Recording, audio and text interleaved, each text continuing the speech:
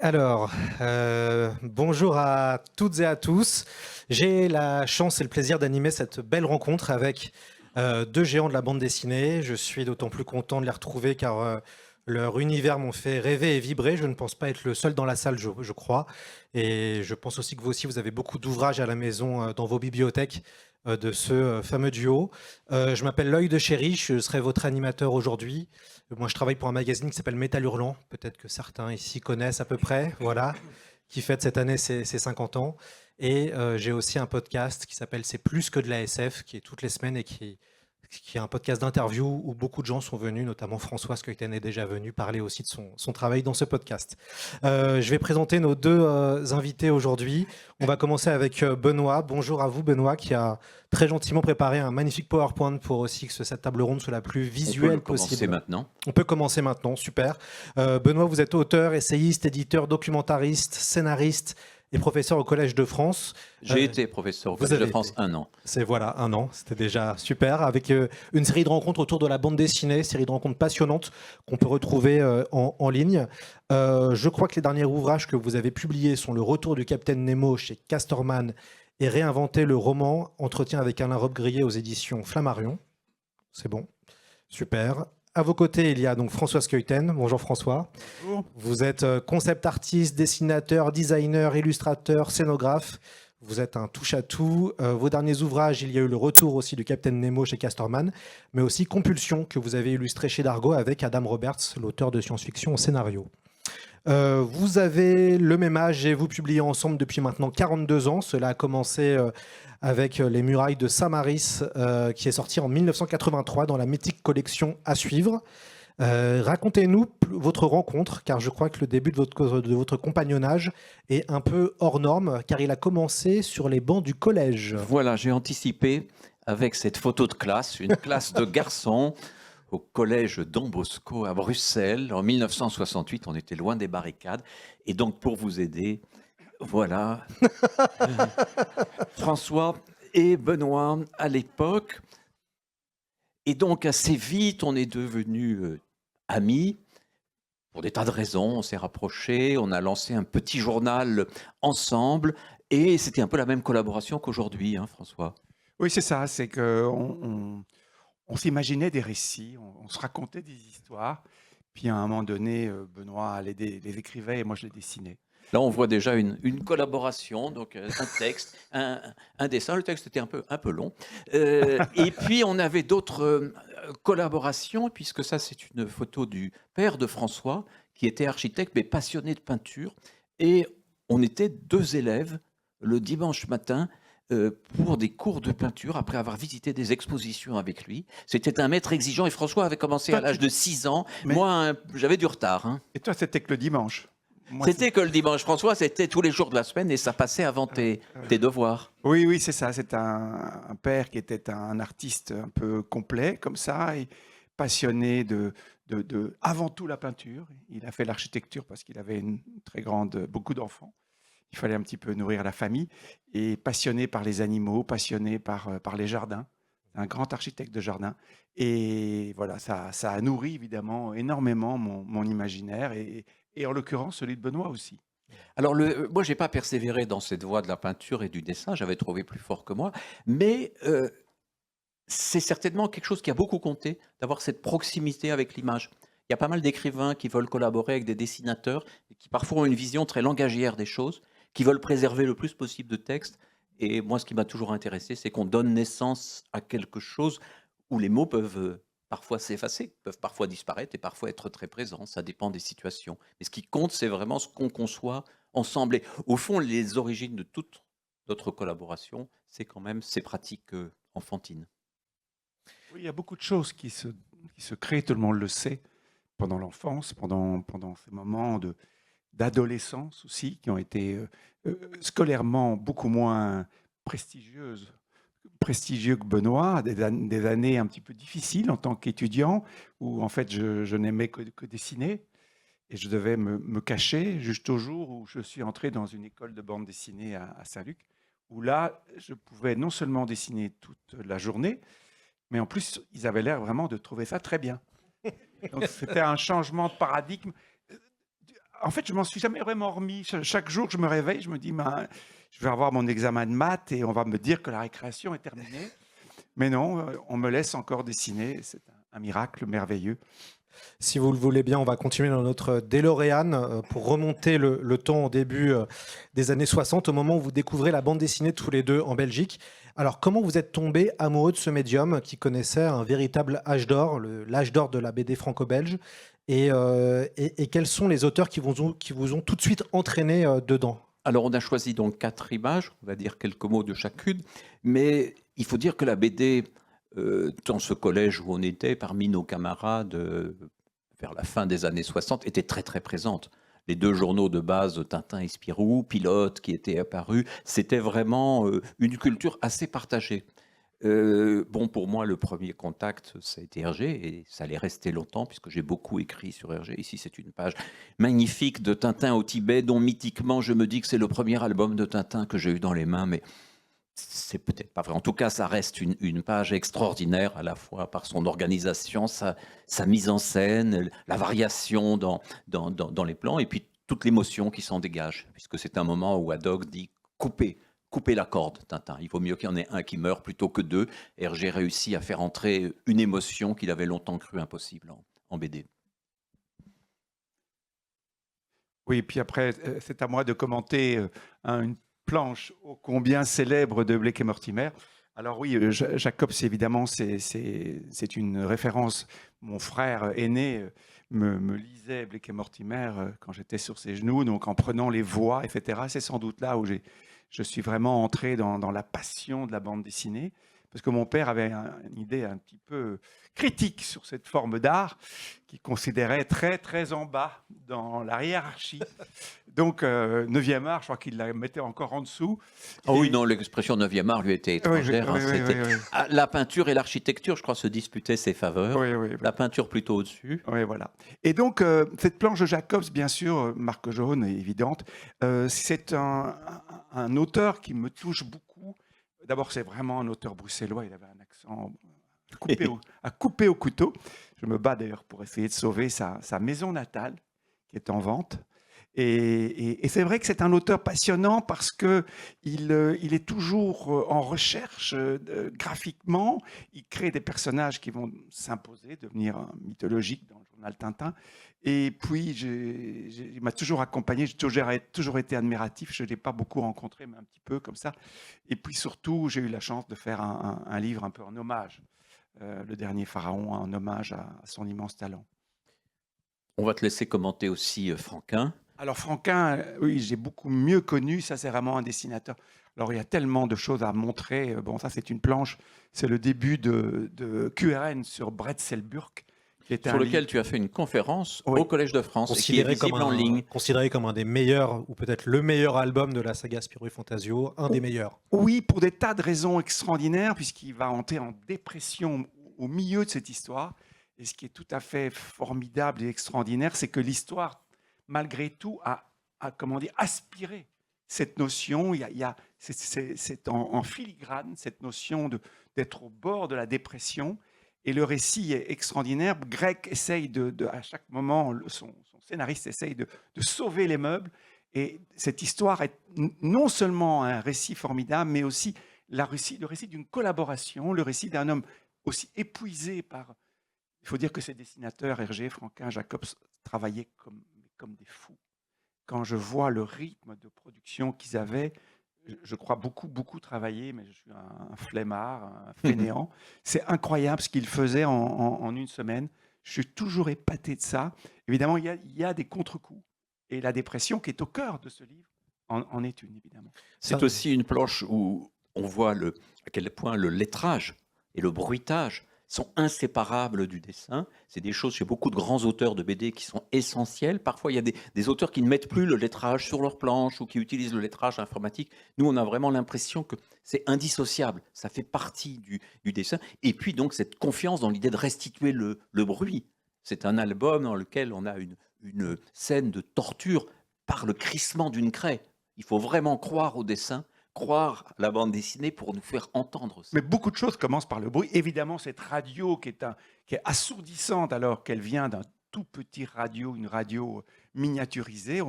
Il comprend tellement son époque, il comprend que les choses sont en train de se réduire.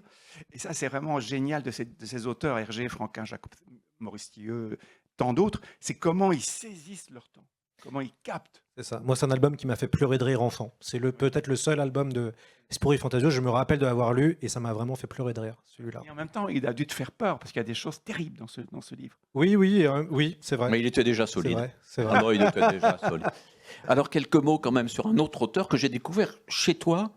Je me souviens, puisque tu avais cette première édition de Little Nemo in Slumberland de Winsor McCay, l'édition Piroret. Alors lui, c'est pour moi le maître des maîtres. C'est un dessinateur évidemment très très ancien, puisqu'il n'est pas au début de la bande dessinée, mais quand même il arrive en 1905, 1905.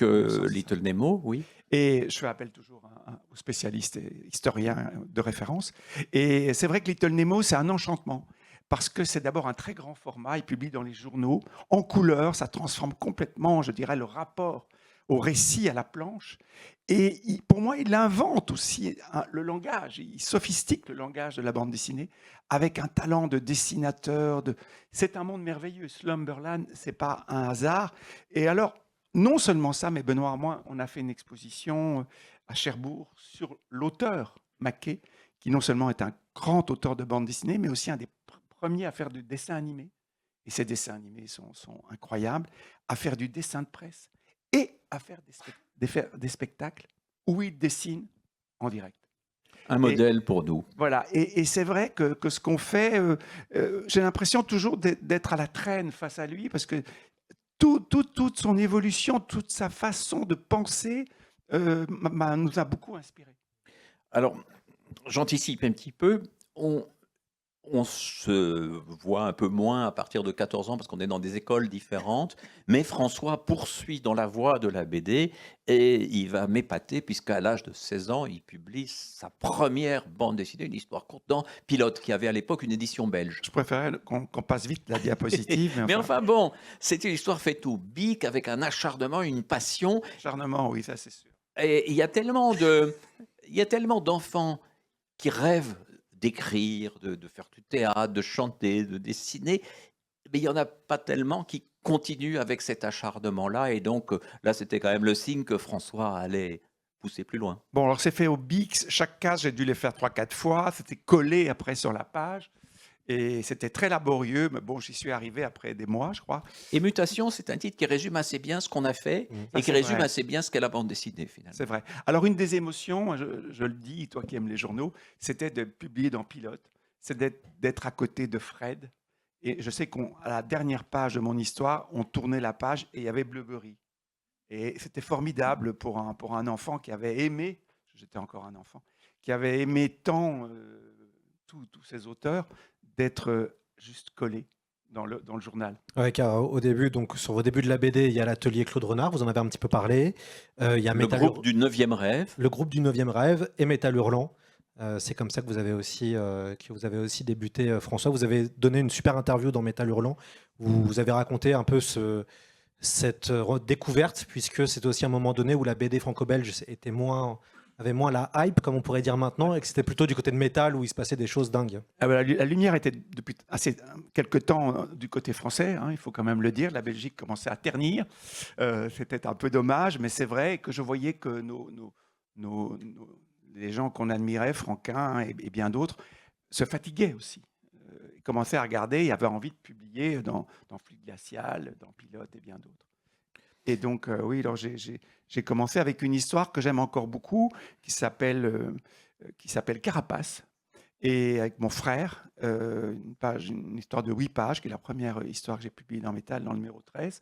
Et c'est vrai que Métal était le journal qui donnait vraiment, vraiment envie d'y être. Parce qu'il y avait, évidemment, il y avait les maîtres, hein, Mobius, il y avait Dreuillet, ils étaient tous là. Hein. Mais il y avait quelque chose d'un peu fou dans ce journal. On avait le sentiment que tout pouvait arriver. Et puis, après, quand on se croisait, quand on allait à la rédaction, nous, on venait de Belgique, donc on était un peu les petits Belges. Hein. Là, tu arrivais avec Claude Renard, avec les médias de Simpiola, puis le Rail. Puis le Rail. Quand on arrivait dans Métal Hurlant, à la rédaction, on pouvait croiser Radley Scott, on pouvait croiser des réalisateurs qui allaient devenir célèbres du côté des chanteurs, Kent, enfin des tas de choses comme ça. On raconte que Fellini est venu un jour frapper à la porte. Il croyait que Möbius était là en permanence. Il voulait rencontrer Möbius. Voilà, c'est dire le mythe qu'il y avait autour de Métal ces années-là. Oui, et le sentiment que ça ouvrait à tout, en fait. Et ça, c'est une chose que je trouve magnifique dans la bande dessinée, et c'est une réalité, c'est qu'en fait, quand on apprend à faire des histoires, ces histoires, elles permettent aussi de travailler dans le monde du cinéma, dans beaucoup de monde, en fait. Benoît? Alors moi, pendant ce temps-là, j'étais étudiant à Paris. J'étais supposé étudier la philosophie, me préparer à un concours sérieux, mais j'ai écrit pendant mes études 2 romans courts. Le premier, j'ai eu la chance d'être publié aux éditions de Minuit, ce qui était mon rêve. C'était la seule maison d'ailleurs à laquelle je l'avais adressé. C'était marqué par le nouveau roman, une biographie imaginaire de Claude Simon, où je racontais notamment qu'il recevait le prix Nobel, et il a reçu le prix Nobel 9 ans après. Ce n'est pas à cause de moi, hein, mais j'avais même écrit des fragments de son discours dans le livre. Et puis donc, j'étais passionné de littérature, j'avais pris un petit peu de distance avec la BD, sauf avec Hergé, puisque j'ai eu la chance d'être un des derniers étudiants de Roland Barthes et de travailler sur les bijoux de la Castafiore. J'ai consacré mon travail de fin d'études à une lecture tout à fait minutieuse et précise c'est un livre qui existe encore, qui s'appelle Lire Tintin, les bijoux ravis. Et donc, j'ai eu la chance de travailler avec ce maître incomparable et très ouvert, à une époque où l'université française ne l'était pas. Malheureusement, Roland Barthes est mort en 1980, je n'avais pas fini ce travail, et ça a été pour moi un arrêt un peu de travail universitaire. J'étais revenu en Belgique à ce moment-là, pour des raisons sentimentales. J'ai retrouvé François, et on a discuté, puis il m'a dit, bon, mais Hergé, c'est bien, mais tu sais, il s'est passé des choses quand même depuis. Lis Métal, lis ceci, lis cela. J'avais lu des petites choses, les débuts de Bilal et Christin, Régis Franc, Floquet-Rivière, enfin, Tardy. J'étais fasciné par le début d'À suivre, et donc, on se retrouve, voilà, on a un peu grandi quand même. On se retrouve, c'est le moment où on va démarrer notre collaboration et où on va la destiner à un journal complémentaire et rival de Métal Hurlant. C'est ça. C'est À suivre. Oui, alors À suivre, c'est vraiment un monde un petit peu d'un autre genre, d'une autre dynamique, puisque c'est un petit peu comme le modèle, c'est Hugo Pratt, c'est la balade de la mer Salée, mais c'est aussi C'est Tardy et Forest. C'est le chef-d'œuvre ici même de Tardy Forest, c'est Silence de Comès. Donc c'est le transpersonnage. C'est le transpersonnage. Donc un souffle, une volonté de donner à la bande dessinée une dimension romanesque. Donc avec la collection romans. Et c'est vrai que j'étais vraiment partagé, pris entre les délires de Métal, l'imaginaire de tous les possibles, et puis le souffle romanesque d'À suivre. Je crois que Jean-Pierre Dionnet était un peu affecté quand vous êtes parti chez À suivre. Ah oui, le jour où je lui ai annoncé que j'allais faire une histoire dans À suivre, je ne vous raconte pas. 2 heures de crise. Bon, il est là, il n'est pas loin, je ne sais pas où il est dans le festival. Mais ça reste... Il t'a envoyé un télégramme très gentil quand le premier chapitre est paru. Oui, il est beau joueur. Oui, il était beau joueur. Voilà, donc c'est une histoire, là, c'est la toute première page de notre toute première histoire. Et finalement, beaucoup de choses se décident dans une première page, même si on n'avait pas le projet des cités obscures, mais on sent une ville un peu étrange, particulière, une extrapolation de l'art nouveau et un style qui est étendu à toute une ville, une mise en couleur qui à la fois est faite dans la même technique que les albums d'Hergé, Jacobs, etc., mais en même temps avec une gamme de couleurs assez différente. Je me souviens que j'étais déconcerté quand j'ai vu les couleurs des premières pages. Comment est né ce projet, Benoît? C'est la collaboration vraiment entre un dessinateur et un scénariste. Vous discutiez avant du scénario, de l'histoire, ou C'est l'histoire pour laquelle on a le plus tâtonné. Chacun arrivait avec son univers et il a fallu trouver l'intersection, le point de jonction. Et on est parti sur 2, 3 idées avant de se fixer sur celle qui est devenue Les Murailles de Samaris, alors que par la suite, généralement, on s'est mis d'accord très très vite sur l'idée. Donc on se rodait, on réglait. C'est un récit qui garde une dimension à la fois très graphique et très littéraire dans l'approche, avec beaucoup de narration off.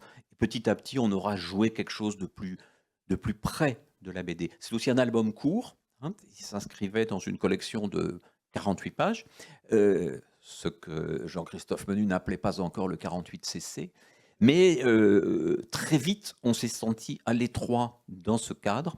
Et quand on a commencé l'histoire suivante, la fièvre du Rubicande, on a senti qu'il nous fallait plus d'ampleur. Et à l'époque, plus d'ampleur, chez Casterman, ça voulait dire noir et blanc. Oui, les choses étaient comme ça à l'époque.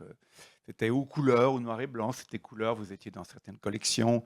Et nous, on n'est jamais tout à fait à l'aise avec cette idée de normes. Donc, on a vite débordé, on a vite merdé, je dirais presque parfois, en mettant de la couleur dans des récits noirs et blancs. Enfin bon, il y avait toujours des moments un petit peu où il fallait, je dirais, s'aligner avec la demande de l'éditeur. Alors c'est une ambiance tout à fait différente, hein. On a une ambiance assez chaude dans les murailles de Saint-Mary's, presque méditerranéenne. Ici, on va être dans un univers froid, on est inspiré par Métropolis, par Le Corbusier, par Brasilia, dont on connaissait quelques images. Et donc certaines personnes ont cru que c'était presque notre fascination pour l'architecture totalitaire, alors que ce qui nous intéressait, c'était toute la remise en cause que le récit allait permettre. C'est-à-dire, c'est l'histoire d'une ville bouleversée, d'une ville bousculée par l'irruption d'une structure cubique qui se met à grandir et qui petit à petit va envahir toute la ville. Mais c'était des récits, enfin, les cités obscures, c'est devenu culte hein, maintenant, mais à l'époque, on n'avait jamais vraiment vu ça. Enfin, c'est ça qui était qui était fort. Est-ce que vous aviez ce sentiment, quand les albums sortent, que vous êtes en train de faire quelque chose qui s'est jamais vraiment fait, qui est différent, qui... On était quand même moins prétentieux que ça. Non, mais en fait, on ne sait jamais très bien ce qu'on fait. Et c'est pas plus mal d'ailleurs. On avançait parce qu'il y avait sans doute un ensemble d'éléments qui permettent de construire à ce moment-là cet univers-là. Vous avez des revues comme ça, La Chance de Métal Hurlant et d'À suivre, mais aujourd'hui c'est d'autres choses. Ce sont des trains qui partent. Et vous avez envie d'être dans ces trains-là. Vous voulez être... Il y avait une émulation entre les auteurs, on se lisait, on se regardait. Je me souviens que quand un numéro d'À suivre paraissait, qu'on soit dedans ou pas, on se téléphonait avec François pour le commenter, quoi. Tiens, il y a eu tel nouvel auteur, qu'est-ce que c'est? Qu'est-ce que tu en penses? Qui est ce jeune François Bouc? Mais voilà, on commentait. Et grosso modo, on était passionné par tout le journal. Et une dizaine d'années plus tard, on a commencé à être un peu moins passionné, en même temps que beaucoup d'autres. La formule du journal s'est un peu épuisée au fil du temps. Mais au début, la parution mensuelle, ça comptait beaucoup pour nous. Oui, et c'est vrai qu'il se crée un lien entre les auteurs des journaux. On appartenait à la famille Métal Hurlant ou à la famille À suivre. Moi, j'étais donc un peu transfuge. Mais... Oui, parce que tu es revenu chez Métal plusieurs fois. J'ai jamais vraiment lâché. Mais ce qui est intéressant, c'est qu'alors, vous apprenez avec Hugo Pratt, qui vous reçoit, qui vous fait un plat de spaghettis et magnifique, hein, de Vongolé, je me rappelle encore très bien.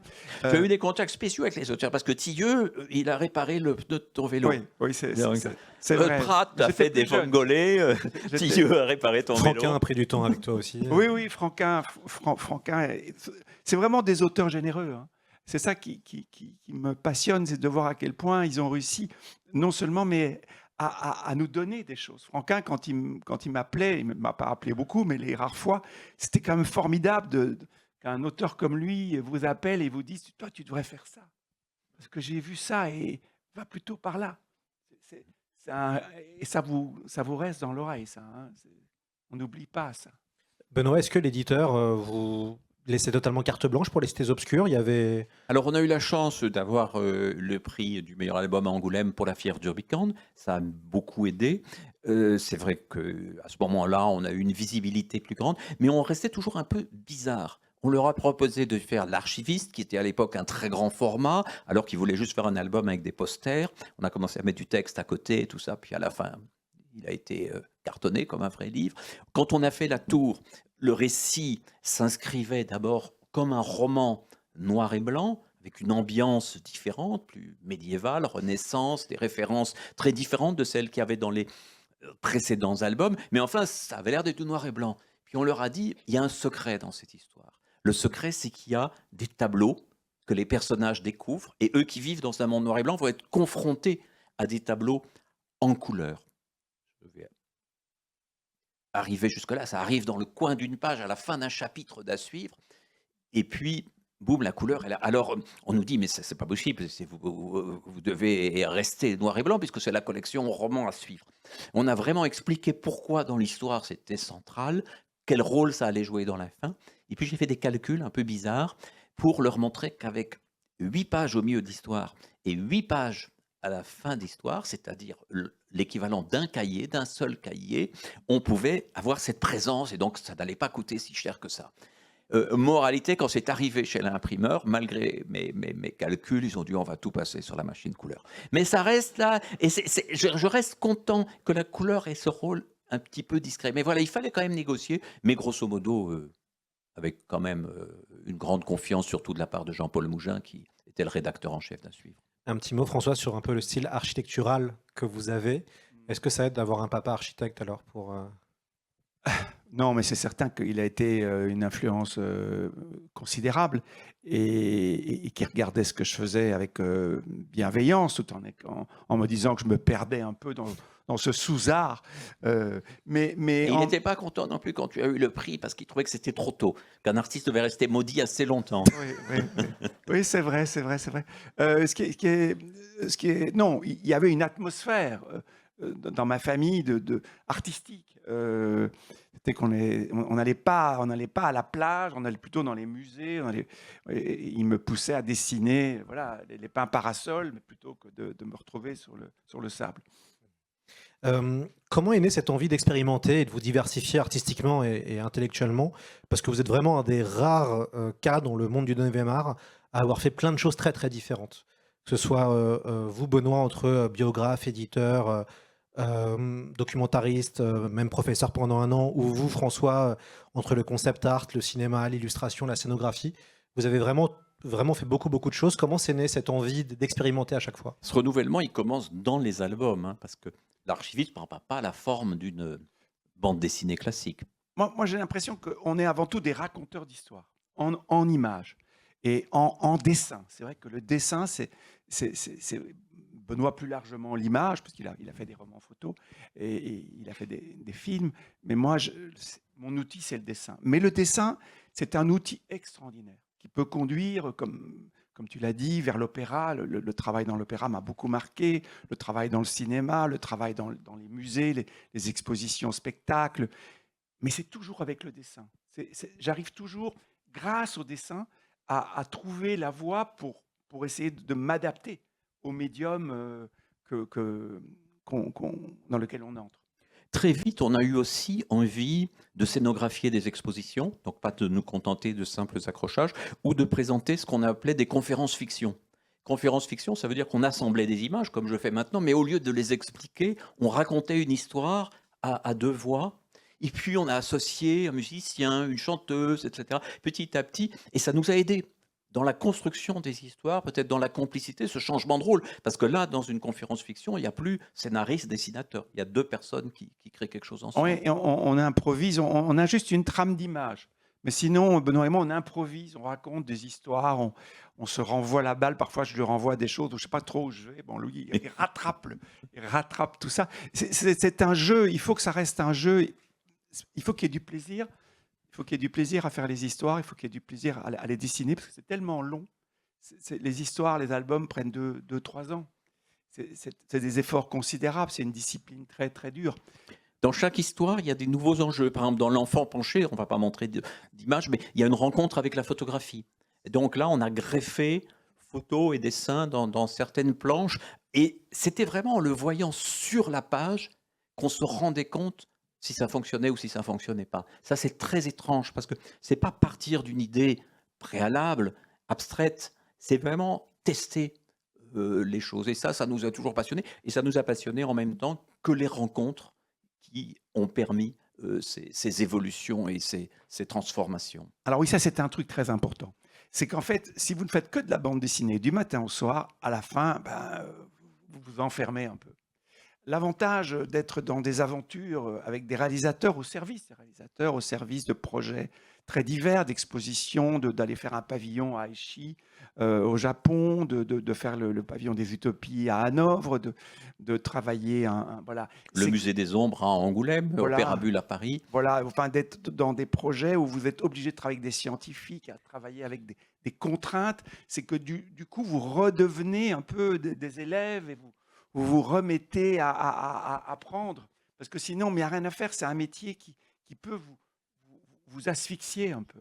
Puis ça nourrit votre travail, j'ai l'impression. Si tout ce que Bien vous avez sûr. fait, Oui. Et puis, par exemple, à la théorie du grain de sable, une grande partie de l'histoire est partie d'une maison pour laquelle on s'était passionné à Bruxelles. C'est la maison Autric, une maison des débuts de Victor Horta, qui était à l'abandon. On a persuadé la commune de l'acheter. On s'est occupé de sa rénovation pendant des années et des années. François l'a dessinée à de multiples reprises. Et quand on a commencé l'histoire de la théorie du grain de sable, tout naturellement, cette maison a pris place dans l'histoire et François lui a donné alors une maison dessinée de manière extrêmement réaliste à l'intérieur d'un récit tout à fait fantastique, ce qui fait que les gens qui viennent visiter la maison sont un peu troublés parce qu'ils se disent soit ils ont fait vraiment un merchandising géant, alors là quand même c'est impressionnant d'avoir construit toute cette maison d'après l'album, soit il s'est passé quelque chose qui nous échappe, d'autant qu'à un moment la personne qui faisait l'accueil dans la maison avait servi de modèle à un des personnages de l'histoire. Donc ça compliquait encore le jeu, elle était un peu troublée. Après, elle est devenue bourgmestre de la commune, mais des gens l'appelaient toujours Madame Elsa Autric. Oui, surtout on la mettait avec 2 bouquetis dans son lit. Et bon, elle avait parfois de Très difficultés. pudiquement. Très pudiquement, Très c'est vrai, pudiquement. c'est vrai. Mais enfin, quand même, elle était quand même un petit peu embêtée dans son rôle de C'est vrai bourgmestre. qu'on pouvait nuire à une carrière politique. Mais donc là, par exemple, c'était un geste un peu militant, un peu citoyen, c'est-à-dire essayer de préserver cette maison qui était à l'abandon et donc qui risquait de s'abîmer de plus en plus. C'était vraiment une façon de répondre aux critiques qu'on avait adressées à la ville de Bruxelles pendant longtemps, mais en même temps, ça basculait dans la fiction. Et ça, je crois que c'est des allers-retours qu'on a fait à plusieurs reprises. Voilà, je crois que tu voulais dire quelques mots sur Revoir Paris. oui, c'est vous qui allez dire quelques mots. Moi, je trouve que c'est vraiment un monument de la bande dessinée, ce Revoir Paris, monument que j'ai le plaisir de présenter dans l'exposition Plus loin, la nouvelle science-fiction à Angoulême, qui est toujours visible jusqu'en novembre, et vous pouvez voir les planches de François. Un mot sur Revoir Paris. Alors, c'est un récit qui n'est pas dans les cités obscures, mais il l'aurait presque pu l'être. C'est un récit... En fait, Bruxelles est un peu ma ville, Paris est un peu la ville de Benoît. Maintenant, je vis moitié à Paris, moitié à Bruxelles. On est un peu comme ça. On a fait des voyages un peu. On est dans le train, quoi, en gros. Et ce qui est très intéressant, c'est qu'on a voulu aussi parler des imaginaires, des utopies parisiennes, de tous ces rêves qui construisent ces villes. Elle visite par moments les images de Robida. Elle entre dedans, c'est une jeune femme qui vit loin de la terre, dans une époque future, mais qui est tombée sur quelques vestiges. Et là, par exemple, c'est un projet de l'architecte Auguste Perret. Et dans cette histoire, c'est comme si cette avenue s'était réalisée, alors que c'est resté simplement un dessin, une préfiguration. Oui, donc c'est un récit couleur, donc c'est très long parce que c'est tout le travail du noir et blanc, et puis après la mise en couleur qui a été très très longue, couleur directe. Assez grand format quand même. Oui, assez grand format. En plus, j'aime beaucoup que le lettrage reste, tout ça. Enfin bon, c'est tout un travail d'artisan. Hein. Je suis encore un peu en retrait par rapport aux techniques qui permettraient d'aller plus vite. Mais en même temps, il y a des gens qui... J'ai rien contre, hein, parce qu'il y a des gens qui le font avec beaucoup de talent. Mais voilà, là, c'est vraiment un peu à l'ancienne, ce qui est... Alors, on a projeté à la fois ces images du Paris qui appartiennent pour certaines au passé et d'autres qui nous transportent dans un futur où, par exemple, pour que Paris puisse satisfaire pleinement les touristes, une partie accède au Paris Palace qui a rassemblé des répliques de tous les monuments importants, pour ne pas perdre de temps, donc ça c'est une visite express, et pour protéger, donc là on est vraiment dans le Paris Palace, il n'y a plus de distance, hein, il n'y a pas de problème de transport, de grève, tout ça, et puis le vrai Paris a été mis, enfin le cœur de Paris a été mis sous un dôme protecteur, et les habitants qui n'étaient pas toujours suffisamment à l'image qu'on pouvait se faire de Paris ont été remplacés par des guides toujours. Et alors, souriants. bon, il y a des règles dans ce Paris sous cloche. Bon, l'avantage, c'est que le ciel est toujours bleu. Il faut quand même se déplacer dans ces rues toutes haussmanniennes, hein, parce qu'on a Il y a quelques petites erreurs de modernité qui ont été reconstruits comme Haussmann l'aurait voulu. Et, Autour, c'est un peu moins bien. Hein. ah oui, là, c'est open bar. Et du coup, bon, ben, c'est sûr que ça s'est développé avec des zones de non-droit. Voilà. Donc c'est une vision qui est un petit peu sarcastique sur l'évolution des villes aussi. Hein, des villes qui deviennent en partie musées. Et qui... Bonne nouvelle, on retrouve le centre Pompidou qui a été rénové, il y a une surface d'eau autour et l'exposition principale est consacrée à Winsor McCay. Ouais. On le voit sur la façade, il faut bien le lire. Hein. Ouais. Mais vous voyez que dans ce Paris lointain, non seulement la bande dessinée n'est pas oubliée, mais qu'elle a dépassé les grands maîtres picturaux.